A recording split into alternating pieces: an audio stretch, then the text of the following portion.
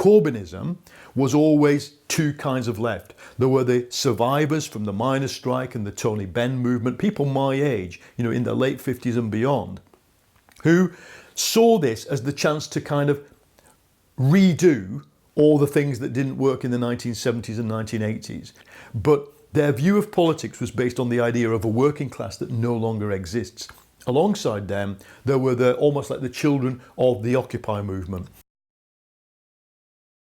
Well, organisationally, Corbynism could kind of contain these two sets of people, and they were feeding off each other, learning from each other for quite a long time. But then Brexit came along, and the possibility of stopping Brexit completely split those two groups apart. By the end of it, the Corbynism was less than the sum of its parts. These two groups were fighting each other on a values issue. And what was the problem? In the election, the assumption was that economics could paper over all this. So I went to Plymouth. A quarter of all people in Plymouth don't have access to a regular GP. The A&E waiting times are terrible. The A&E departments are full of people.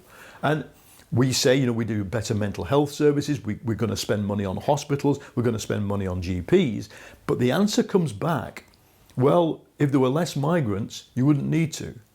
And so the problem for us was every economic issue that we thought was our issue can be turned into an anti-migrant issue. And we call this nativism. Nativism is the idea that if there's a queue at the general practitioner, the doctor, the local family doctor, then if my dad dug the mines and fought in World War II, then I should go to the front of that queue.